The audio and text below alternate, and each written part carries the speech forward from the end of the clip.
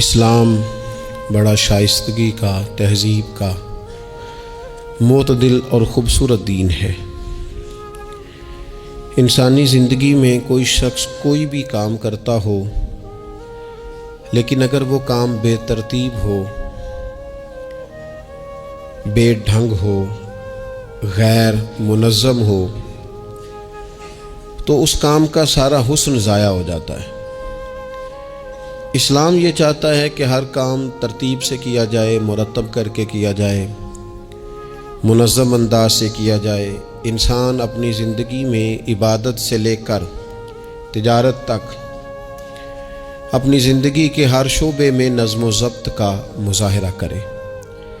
اگر چیزیں نظم و ضبط سے ہٹ جاتی ہیں، قاعدے سے ہٹ جاتی ہیں، تو کوئی بھی کام ہونے کے باوجود بھی لطف نہیں دیتا، فائدہ مند نہیں ہوتا۔ ہم یہ دیکھتے ہیں کہ مسلمانوں نے بہت ساری چیزوں کو بے ترتیب کر لیا ہے۔ ہماری زندگیوں میں ہر چیز ہے، نظم و ضبط نہیں ہے، وقت کی پابندی نہیں ہے، وقت کی قدر نہیں ہے۔ روزمرہ کے معاملات کے اندر ہم اپنے معاملات کو ترتیب سے نہیں چلاتے۔ کبھی کوئی کام کرتے ہیں تو اسے کیے ہی جاتے ہیں، اعتدال سے ہٹ جاتے ہیں، اور پھر اسی کام کو اس طرح چھوڑ دیتے ہیں کہ جیسے کبھی کوئی لینا دینا ہی نہیں تھا۔ اس سے انسان ایک بھرپور زندگی نہیں گزار سکتا، وہ وقتی اور جذباتی فیصلوں کا قائل ہو جاتا ہے۔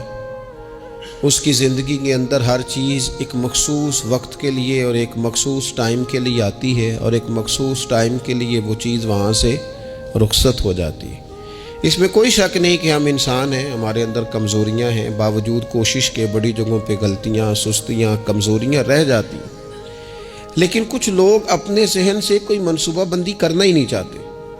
ہو جائے گا، اللہ کرم کرے گا، اللہ بڑا مہربان ہے۔ بھئی یہ ساری باتیں ٹھیک ہیں، لیکن اسی کریم رب نے کہا ہے صبح اٹھو، اسی کریم رب نے کہا ہے کہ وقت پر نیند پوری کرو، اسی کریم رب نے کہا ہے کہ ان الصلاۃ کانت علی المؤمنین کتابا موقوتا، فرمایا بے شک نماز مسلمانوں پر مقررہ وقت پر فرض ہے۔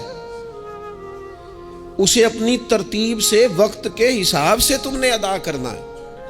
یہ نہیں ہو سکتا کہ تم کہو جی میری آنکھ 9 بجے کھلتی ہے تو میں فجر 9 بجے پڑھوں گا، اس کا ٹائم 6 بجے ہے تو تمہیں 6 بجے ہی فجر پڑھنی پڑے گی۔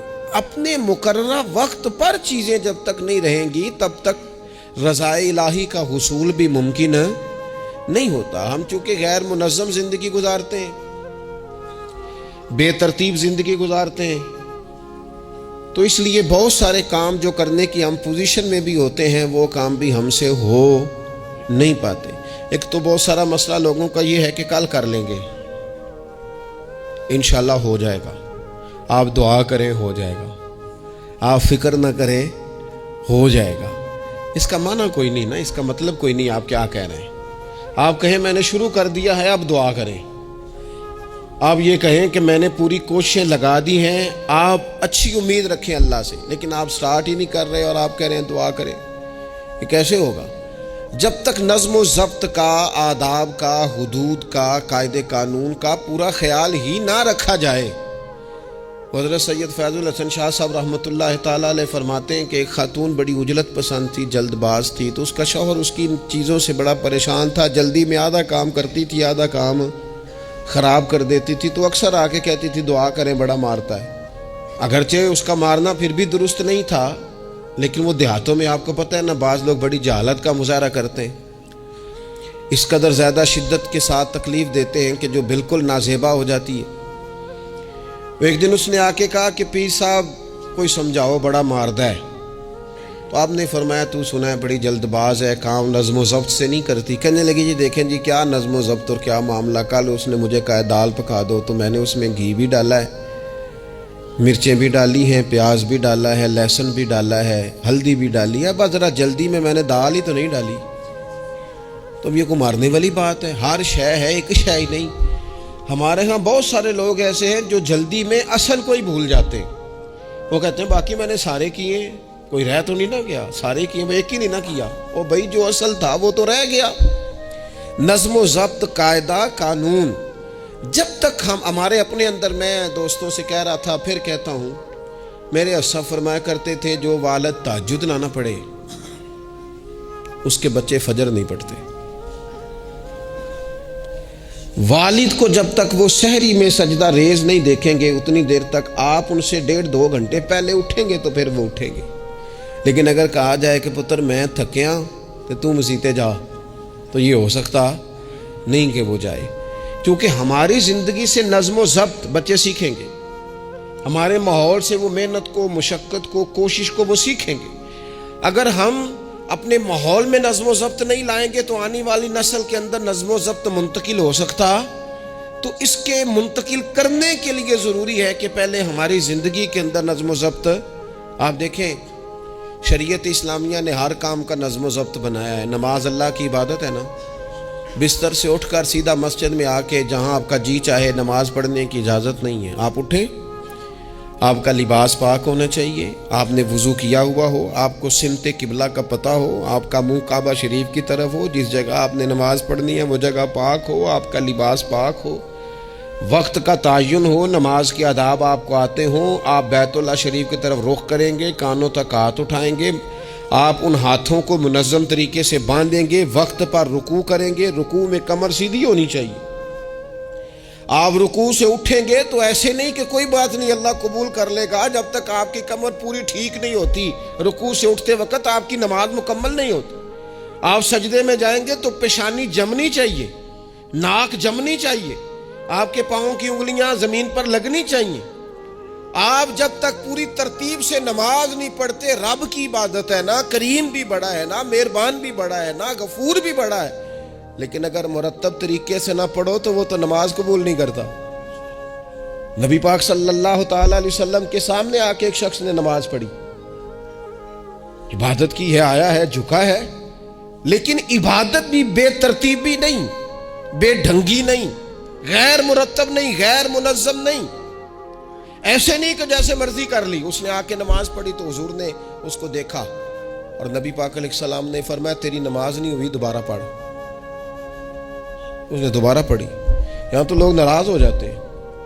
ایک دفعہ طالب علمی کی بات ہے، میں ایک جگہ نماز کے لیے وضو کر رہا تھا تو ایک صاحب نے وضو کیا، بڑی جلدی میں آئے اور جلدی میں وضو کیا تو ان کا ایک ٹخنا خشک رہ گیا۔ تو میں نے ان کی خدمت میں بڑی، چونکہ بزرگ تھے، بڑے تھے مجھ سے، میں نے بڑی عرض کی، میں نے کہا وہ آپ کو خیال نہیں رہا، آپ کا ٹخنا خشک ہے۔ وہ کہتے ہیں مولویو لنگن نہ دیا دے، دیکھو کو لنگ نہ جائے، تو سو قبول کرنی کہ اللہ نے۔ میں نے ان سے کہا آپ کیا کام کرتے ہیں؟ کہنے لگا میں کپڑا بیچتا ہوں۔ تو میں نے کہا اگر آپ کا 1000 روپے والا گز کپڑا ہو تو کوئی شخص کہ کوئی عرض نہیں، چل مہربانی کر 300 کا دے دیتے ہو؟ کہنے لگا نہیں جی ترتیب سے ہی بات چلے گی۔ تو میں نے کہا یہ بھی ذرا ترتیب سے ہی چلے گی، اللہ نے کہا ہے کہ اس طرح کر کے پڑھو تو پھر میں قبول کروں گا، تو اگر وہ رستہ ہی آپ نے اختیار نہیں کیا۔ نبی پاک علیہ السلام کے سامنے اس نے نماز پڑھی، حضور کے سامنے، نبی پاک رحمت للعالمین ہے نا، حضور سے زیادہ کو پیار کرنے والا تو نہیں نا۔ نبی پاک نے تو نہیں فرمایا چل میرے سامنے پڑھی ہے تیری قبول ہی قبول ہے، حضور نے فرمایا تیری نماز نہیں ہوئی، دوبارہ پڑھ۔ اس نے دوبارہ پڑھی، حضور نے فرمایا تیری نماز نہیں ہوئی، دوبارہ پڑھ۔ اس نے 7 پڑھی، 3 دفعہ پڑھی، پھر حضور کی بارگاہ میں آیا تو نبی پاک علیہ السلام نے فرمایا جب تو رکوع کرے تو صحیح کر کے رکوع کر، جب تو سجدہ کرے تو صحیح کر کے سجدہ کر، اور جب تو قیام میں کھڑا ہو تو ایک منظم طریقے سے کھڑا ہو۔ فرمایا اس اعتدال، اس نظم و ضبط سے، اس ترتیب سے نماز پڑھ، امید ہے خدا کے فضل پر کہ وہ تیری عبادت کو قبول فرمائے گا۔ نظم و ضبط ہی نہیں ہے۔ رمضان شریف کا روزہ بڑا مہربان ہے نا اللہ، اپنے بندوں کو کسی قسم کی کسی مشقت میں مالک ڈالتا نہیں، لا یکلف اللہ نفسا الا وسعہا۔ لیکن آپ یہ نہیں کہہ سکتے کہ میری آنکھ چونکہ صبح 9 بجے کھلی ہے تو مجھے تھوڑی شریعت گنجائش دے دے کہ میں تھوڑی سی روٹی کھا لوں پھر نہیں کھاؤں گا مغرب تک، یہ گنجائش نہیں ملے گی۔ نظم و ضبط ہے، ترتیب ہے، اس کا قاعدہ ہے، اس کے اصول ہے، اس کا ضابطہ ہے۔ سحری میں اٹھیں گے آپ، اگر آپ کی آنکھ نہیں کھلی ہے تو آپ کی اجازت چلی گئی، وقت ختم ہو گیا۔ آپ بے ترتیب ہوئے، آپ غافل ہوئے، آپ نے کیوں لمبی نیند کی، آپ کیوں وقت پہ نہیں اٹھے؟ زکوٰۃ ہے، آپ کو ٹائم دیا گیا ہے کہ اضافی رقم آپ کے پاس ہو، آپ کے اخراجات سے زیادہ ہو، کس منظم طریقے سے زکوٰۃ فرض کی گئی ہے، اور یہ وہ نظم و ضبط ہے جس سے بندے کو تکلیف نہیں ہوتی. یعنی آپ کی ضروریات سے زیادہ مال ہو، اس مال کی قیمت 7.5 تولے سونے کے برابر یا 52.5 تولے چاندی تک پہنچ جائے، پھر وہ کل پہنچی ہے تو آج زکوٰۃ فرض نہیں، اس پر سال گزر جائے، پھر بھی وہ سارا نہیں دینا، اس میں سے 2.5% دینا. نظم و ضبط سے اللہ تعالیٰ نے توفیق دی نا جب بیت اللہ شریف کا حج کرنے کی. تو میں واپس آیا تو مجھے ایک طالب علم نے پوچھا، اس نے کہا کہ اس کا خیال تھا چونکہ اللہ کے فضل سے ہم خانقاہی لوگ ہیں تو بعض لوگوں کا خیال ہوتا ہے کہ شاید کوئی بہت انوکھی بات اور انفرادی بات ملے گی، تو خانقاہ شریف میں یا طریقت میں یا اہل تصوف میں باتیں انوکھی نہیں ہیں، باتیں روٹین کی ہیں. بس وہ یہ کہتے ہیں کہ ذرا ان کو درد سے ان پر عمل کرو، اپنے دل میں اس کا نفاذ کرو، روح میں اتارو. تو مجھے کہنے لگے آپ نے الحمدللہ حج کر لیا. تو میں نے کہا میں نے حج کیا ہے تو میں نے یہ رزلٹ نکالا ہے کہ حج بندے کو نظم و ضبط سکھاتا ہے، مرتب کرتا ہے انسان کی زندگی کو. آپ کو 8 ذی الحج کی زور پڑنی ہے، آپ کو ہر صورت میں مینا میں، آپ کو 9 کو ہر صورت زوال سے قبل عرفات میں آپ کو زوال کا وقت میں وہاں پہنچنا چاہیے، آپ کو کچھ نہ کچھ ٹائم وہاں گزارنا ہے. ایک منظم ترتیب ہے کہ مغرب کے وقت نکل آؤ، وہاں آپ نے نماز نہیں پڑھنی، آپ آ کے عرفات سے نکلیں، مغرب عشاء کی نمازیں مزدلفہ میں پڑھیں. آپ کو 10 کی صبح کو جا کے کنکر مارنے ہیں، آپ یہ نہیں کہہ سکتے کہ میں جناب 2 دن پہلے یہ کام ختم کر لوں. مقررہ ٹائم پہ جو 9 ذی الحج کو میدان عرفات میں نہیں جائے گا اس کا حج ہو سکتا، کیونکہ یہ ایک نظم و ضبط ہے، دین نے قاعدہ بنایا ہے، قاعدے کے بغیر آپ یہ کام کر سکتے. میں مصروف ہوں جی، مجھے سفر کرنا ہے، میں نے قربانی کرنی ہے تو 10 کو نہیں کر سکتا، میں 8 کو کر کے چلا جاؤں تو جاؤ، اللہ قبول ہی نہیں کرتا. قربانی اپنے ٹائم پہ مقررہ وقت پر. نظم و ضبط پوری عبادات اسلامیہ میں آپ دیکھ لیں، نظم و ضبط ہے، اصول ہے، قاعدہ ضابطہ ہے. وہ ہمارے یہاں کچھ لوگ نا درویشی کی بنیاد پر بھی جہالت پھیلاتے ہیں، وہ کہتے ہیں جی اسی درویش لوگ ہیں جی، ہم کسی نظم و ضبط کے قائل نہیں. اس کا کیا معنی ہوا جی؟ وہ درویش تو تنظیمیں نہیں چلاتے، تو درویش کیا چلاتے ہیں؟ جہالت چلاتے ہیں. درویش ہی تو تنظیم چلا سکتا ہے، درویش ہی تو ادارہ چلا سکتا ہے، درویش ہی تو ایک منظم سلسلہ تعلیم آگے لے جا سکتا ہے، چونکہ اس کی زندگی میں نظم و ضبط ہوتا ہے، اس کی زندگی ایک پورے قاعدے کے مطابق مرتب ہوتی ہے، اس کی زندگی میں ٹائم ٹیبل پوری ترتیب سے ہوتا ہے. تو یاد رکھیے گا کہ نظم و ضبط ایک حسن ہے. آپ دیکھیے شریعت اسلامیہ کس طرح سے ہماری تربیت کرتی ہے. شریعت تو کہتی ہے باقی ساری چیزیں تو ایک طرف رہ گئیں، کسی کے گھر بھی جانا ہے تو نظم و ضبط سے جانا ہے. آپ کے بھائی کا گھر ہے، آپ کے دوست کا گھر ہے، آپ کا قریبی تعلق ہے، بغیر اجازت جا سکتے ہیں؟ دین نظم سکھاتا ہے. قرآن مجید فرقان حمید نے کہا یا ایھا الذین آمنوا لا تدخلوا بیوتا غیر بیوتکم حتی تستأنسوا وتسلموا علی اہلھا. کیا کرو؟ اگر کسی کے گھر جاؤ نا تو پہلے جا کے اجازت لو. یا ایھا الذین آمنوا، اے ایمان والو. کن سے کہا؟ صاحب کسی کے گھر میں داخل ہونا ہے تو پہلے کیا کرنا ہے؟ اجازت لینی ہے. اہل خانہ کو سلام کرنا ہے، اور اگر وہ اجازت نہ دیں تو پھر ان کے گھر میں داخل ہے. نبی پاک علیہ السلام 3 دفعہ دستک دیتے تھے، اجازت نہیں ملتی تھی تو لوٹ آتے تھے. جھگڑا کیا ہے؟ یہاں عام لوگ ناراض ہو جاتے ہیں، کہتے ہیں میں ملنے گیا سا جی تو مینوں ٹائم ملیا سی، آپ کے ٹائم کا نہیں میں نے خیال کیا. جب تک آپ نظم و ضبط نہیں سمجھتے، ترتیب نہیں سمجھتے. آپ دیکھیں نا نبی پاک صلی اللہ تعالی علیہ وسلم کے گھر کھانا تھا صحابہ کا، صحابہ نے کھانا کھا لیا. بہت سارے لوگ ایسے ہوتے ہیں جو کھانا کھانے کے بعد بیٹھ جاتے ہیں، شادیوں پہ، بیاہ پہ آپ دیکھتے ہیں گپ شپ لگنے لگتی ہے، دیر تک بیٹھے رہتے ہیں. تو وہاں بھی کچھ لوگ بیٹھ گئے، کوئی اچھی گفتگو، کوئی دین کی، کوئی خیر کی بات ہونے لگی. نبی پاک علیہ السلام 2-3 دفعہ تشریف لائے، ان کو دیکھا. یا ایھا الذین آمنوا لا ترفعوا اصواتکم فوق صوت النبی ولا تجہروا لہ بالقول. نبی پاک صلی اللہ تعالی علیہ وآلہ وسلم کی بارگاہ میں تو آواز اونچی نہیں کرنی، تم نے اس طرح چلا کر بات نہیں کرنی، اس طرح لوگ آپس میں کرتے ہیں. دھیما لب و لہجہ، یا ایھا الذین آمنوا لا تقولوا رائنا وقولوا انظرنا، لفظوں کے چناؤ میں احتیاط کرنی۔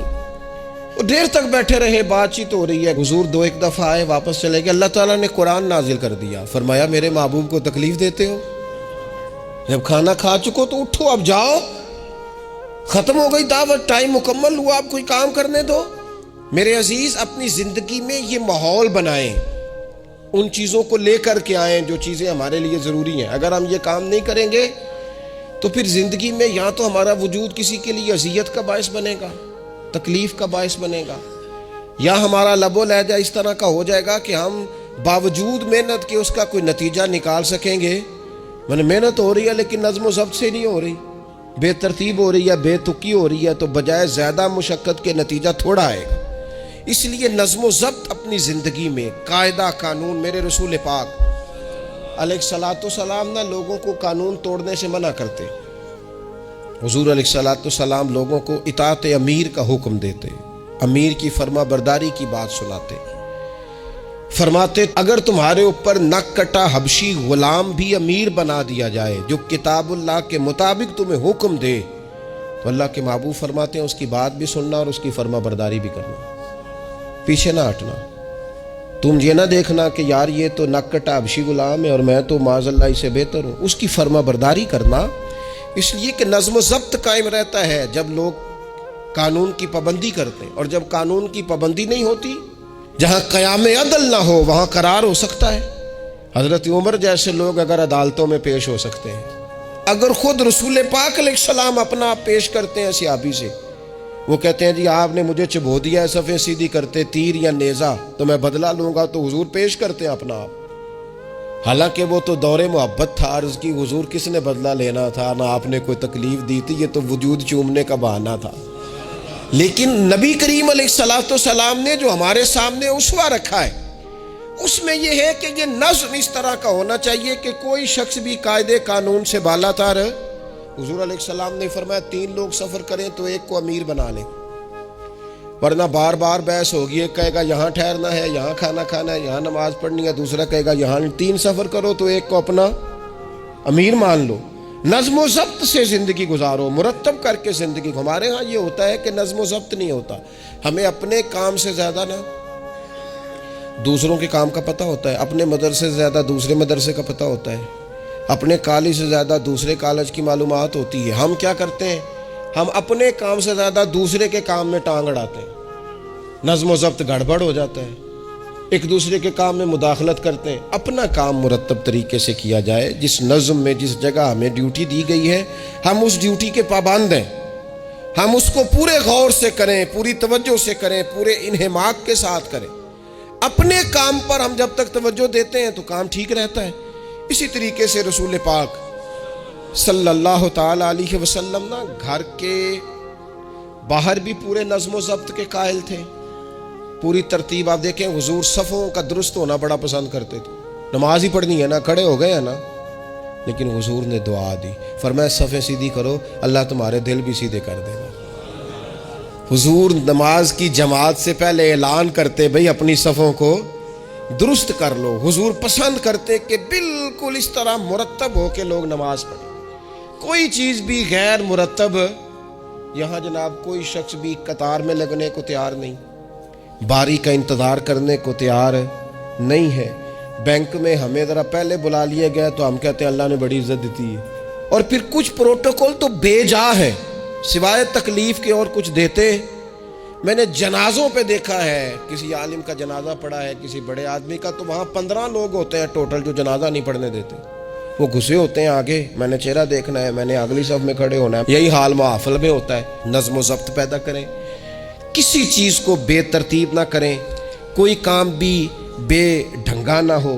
نبی اکرم صلی اللہ تعالی علیہ وسلم کی مجلس مبارک میں جب کوئی شخص آتا تھا نا تو حضرت ابو بکر صدیق اسے سائڈ پہ لے جاتے تو کہتے تھے تمہیں پتہ ہے اللہ کا قرآن کہتا ہے حضور کے سامنے آواز اونچی نہیں کرنی۔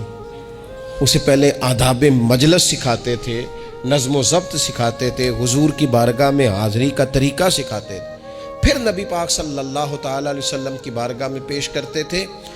ہمارے بے صبرے ہو جانے کی بڑی وجہ بھی یہ ہے کہ نظم و ضبط نہیں، ہمارے جلد باز ہو جانے کی وجہ یہ ہے کہ نظم و ضبط نہیں، ہماری طبیعت جو بہت زیادہ ڈسٹرب ہو جاتی ہے، ذہنی الجھاؤ پیدا ہوتا ہے، اس کی وجہ بھی یہ ہے کہ نظم و ضبط نہیں ہے۔ ہم بعض چیزوں میں اتنے زیادہ تلخ ہو جاتے ہیں، اور تلخی کی وجہ سے یہ بنتی ہے کہ مزاج میں کوئی نظم و ضبط، کسی باری کا انتظار نہیں، کوئی ٹھہراؤ نہیں، کوئی گنجائش نہیں۔ ماحول میں نظم و ضبط پیدا کریں، زندگی میں نظم و ضبط پیدا کریں، اپنے بچوں میں نظم و ضبط لائیں، اپنے اداروں کے اندر نظم و ضبط پیدا کریں، اور پھر حوصلہ رکھیں، ہمت رکھیں، تحمل مزاجی پیدا کریں۔ نبی اکرم صلی اللہ تعالی علیہ وسلم نے اپنے گھر میں اپنے ٹائم کو 3 حصوں میں تقسیم کیا تھا۔ ہم گھر کے اندر جاتے ہیں، اپنا ٹائم تقسیم نہیں کرتے۔ یہاں تو کوئی بندہ مطالبہ کرتا ہے تو ڈانٹ کے چپ کرانے کی کوشش کرتے ہیں، تھکا ہوا ہوں خبردار بات نہ کرنا۔ آپ نے چپ کرا دیا، چپ کرانے سے بغاوت پیدا ہوتی ہے، نفرت جنم لیتی ہے۔ یہاں چپ کرا دیتے ہیں، یا اگر ہم کوئی بات کرتے ہیں تو وہ کوشش کرتے ہیں کہ اس وقت جان چھوٹے، یہ دن گزرے، کل دیکھیں گے۔ اس سے کیا ہوتا ہے، اس سے جو شخص آپ کے سامنے بیٹھا ہے اس کی امید ٹوٹتی ہے، وہ کہتا ہے یار یہ کیا معاملہ ہے۔ بچوں کی امیدیں ٹوٹتی ہیں، گھر والوں کی امیدیں ٹوٹتی ہیں کہ یار یہ تو جان چھڑا رہے ہیں۔ نبی اکرم صلی اللہ تعالی علیہ وسلم جب گھر تشریف لے جاتے تھے تو حضور اپنے وقت کو 3 حصوں میں تقسیم کرتے۔ ایک حصہ پورا ٹائم رسول پاک گھر والوں کو دیتے، ان کی بات سنتے، بلکہ حضرت عائشہ صدیقہ فرماتی ہیں جب تک گھر میں رہتے کوئی نہ کوئی گھر کا کام ہی کرتے رہتے، حضور ٹائم دیتے۔ ایک حصہ یہ، دوسرا حصہ ٹائم کا نبی پاک صلی اللہ تعالی علیہ وسلم نے آرام کے لیے رکھا ہوا تھا۔ حضور آرام کرتے، لیٹتے، باقاعدہ حضور علیہ الصلوۃ والسلام اپنے وجود اطہر کو بستر کے اوپر رکھتے، آرام فرما ہوتے، صحیح معنوں میں آرام کرتے۔ اور تیسرا حصہ نبی پاک علیہ السلام نے عبادت کے لیے رکھا ہوا، گھر والوں کا کام کاج کیا، عشاء ہوئی، آرام کیا، پھر تہجد کا ٹائم ہوا تو حضور عبادت کے لیے اٹھ کے کھڑے ہو گئے۔ یہ گھر کے اندر، مسجد میں نہیں، مسجد کا تو جو عبادت کا ماحول ہے نماز کا وہ الگ ہے، گھر کے اندر اس بات کو اچھی طرح سمجھ لیں کہ گھر کے اندر جب آپ جائیں، اب تو بڑوں کی شکایتیں آنے لگی ہیں، پہلے بچوں کی آتی تھی، اب تو 50 سال کے آدمی کی شکایت آتی ہے کہ گھر آتے ہی موبائل کھول لیتا ہے، ادھر ادھر دیکھتا ہی نہیں، کوئی سنتا ہی نہیں۔ اس طرح تو ہمارے اپنے ہم سے ٹوٹ جائیں گے، بکھر جائیں گے، ہمارے بچے خدا جانے کیا سوچنے لگیں گے، کسی اور سمت نکل جائیں گے۔ وہ جن کو ہماری باتوں کی، ہماری شفقتوں کی، ہمارے پیار کی، وہ جس پوتے کو، جس چھوٹے بیٹے کو دادا کے، والد کے کندھوں پر کھیلنے کی چاہت ہے، وہ تو اس سے محروم رہ جائے گا۔ ہمیں وقت دینا ہے، ان کو ٹائم دینا ہے، اس ٹائم کو مرتب کرنا ہے۔ نبی اکرم سید عالم صلی اللہ تعالی علیہ وآلہ وسلم، حتیٰ کہ میدان جنگ میں بھی حضور چیزوں کو مرتب کرتے۔ عرب کے لوگ جب جنگ کرتے تھے نا تو وہ سمجھتے تھے اسلحہ بڑا ہے، طاقت بڑی ہے، ہم نے کر لینا جو ہمارے جی میں آنا ہے۔ حضور کا طریقہ مبارکہ یہ تھا کہ جنگ میں بھی نظم و ضبط۔ حضور فرماتے قریب دشمن آ جائے تو طاق پہ بلا وجہ تیر نہ چلانا، اور بالکل سامنے جب تمہیں نظر آ جائے، تمہیں نشانہ سمجھ میں آئے تب تیر چلانا۔ کئی دفعہ فرمایا صرف پتھر کا استعمال کرنا۔ حضور علیہ الصلوۃ والسلام لوگوں کو کہتے ہیں کہ تم نے یہاں پہاڑ کے چوٹی پہ کھڑے رہنا ہے، تم نے جنگ ہی نہیں لڑنی، تم یہاں ہراول دستے کے طور پر پشت پہ کھڑے رہو، جب تک میں تمہیں حکم نہ دوں تم نے یہاں سے ہٹنا نہیں ہے۔ این جنگ کے موقع پر بھی رسول پاک صلی اللہ علیہ وسلم نظم و ضبط کا مظاہرہ کرتے، ترتیب مقرر کرتے۔ آپ یقین کریں جن اداروں کے اندر نظم و ضبط ہے، جن کے اندر اصول ہے، جن کے اندر قاعدے ہیں، وہ اپنی پیشہ وارانہ کام سے کبھی بھی پیچھے نہیں ہٹتے، اور جہاں یہ کام نہیں ہوتا وہاں بڑی ساری چیزیں نقصان کا شکار ہوتی۔ این حالت جنگ میں بھی نبی اکرم نور مجسم صلی اللہ تعالی علیہ وسلم نظم و ضبط کا خیال کرتے۔ یہ جنگ احد میں نقصان ہوا تھا نا وقتی طور پر، اس کی وجہ بھی یہ بنی تھی کہ حضور نے جن صحابہ سے کہا ہٹنا نہ، ان سے اجتہادی خطا ہو گئی، انہوں نے سمجھ لیا کہ جنگ تو ختم ہو گئی ہے، وہ ہٹ گئے، ان کے ہٹنے سے نقصان ہوا، 70 لوگ شہید ہو گئے۔ اگر وہ نظم قائم رہتا جہاں حضور نے کھڑا کیا تھا تو کبھی یہ کام نبی پاک صلی اللہ تعالی علیہ وآلہ وسلم اجتماعیت کی بات کرتے تھے، مل کے رہنے۔ اختلاف رائے ہو جاتا ہے لیکن ہمارے ہاں لوگ پتہ کیا کرتے ہیں، اندر رہ کے اختلاف نہیں کرتے، چھوڑ کے جا کے اختلاف کرتے ہیں۔ یہ مخلص نہ ہونے کی علامت ہے۔ جو لوگ مخلص ہوتے ہیں وہ اندر رہ کے رائے کے اختلاف کرتے ہیں، وہ کہتے ہیں یار میں چھوڑ کے تو نہیں نہ جا سکتا، میں ادھر ہی رہوں گا، جو کمزوریاں ہیں جو غلطیاں ہیں ان کو ہائی لائٹ کروں گا، رہوں گا۔ اسی لیے نبی پاک علیہ السلام کے صحابہ مختلف قسم کے مشورے دیتے تھے۔ تو سرور کائنات علیہ السلام اجتماعی نظم کی بات کرتے۔ ایک مقام پہ حضور نے صحابہ کو دیکھا کہ چھوٹی چھوٹی ٹولیاں بنا کے الگ الگ بیٹھے ہوئے ہیں۔ تو نبی پاک علیہ السلام نے فرمایا یہ شیطان تمہیں الگ الگ کرتا ہے، اور فرمایا جس طرح بکریوں کا بھیڑیا ہوتا ہے، انسانوں کا بھیڑیا شیطان ہے۔ جب کسی کو مجمع سے الگ کر لیتا ہے، حضور فرماتے ہیں جسے بھیڑیا بکریوں سے الگ کرتا ہے نا، پھر اس کا شکار کرتا ہے۔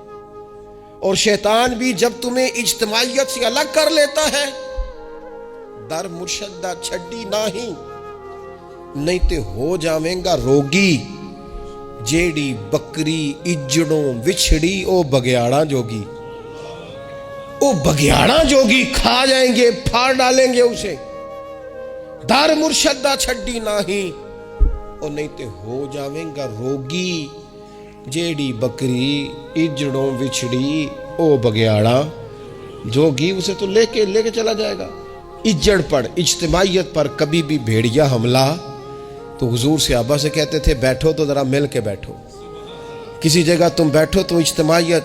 بڑی مشہور حدیث ہے، چند لوگ جمعے میں کھڑے تھے تو حضور نے فرمایا بیٹھ جاؤ الگ الگ۔ بعض لوگ بڑے قائل ہوتے ہیں نا، تھوڑا سا جناب ہم نے ذرا ہٹ کے رہنا ہے، ہم نے تھوڑا سا الگ سے رہنا ہے، تھوڑا سائیڈ پہ بیٹھنا ہے، تو حضور پسند نہیں کرتے تھے۔ فرمایا اکٹھے بیٹھو، مجمع کی صورت میں بیٹھو۔ بلکہ حضور علیہ السلام نے یہ تو اجتماعی نماز کا حکم دیا نا، فرمایا جس علاقے میں 3 مسلمان بھی بستے ہو نا، وہ بھی باجماعت نماز پڑھے۔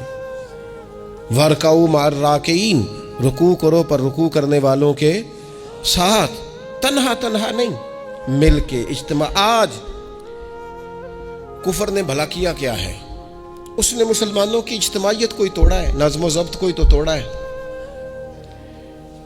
57 اسلامی ممالک ہونے کے باوجود نظم و ضبط نہیں، اور وہاں ایک ملک ہے امریکہ، اپنی ریاستوں کو ساتھ ملا کے اس طرح گٹھ جوڑ کیا ہے کہ وہ سب پر بھاری ہوتا جاتا ہے معاذ اللہ۔ اگر نظم و ضبط، اور یہ ہمارے ہاں بھی نہیں ہے، روٹین میں چھوٹے چھوٹے اختلافات ہوتے ہیں لوگوں کے بیچ، لیکن ایک دوسرے کو ملنا پسند نہیں کرتے، سلام کلام پسند نہیں کرتے، نفرت کا اظہار۔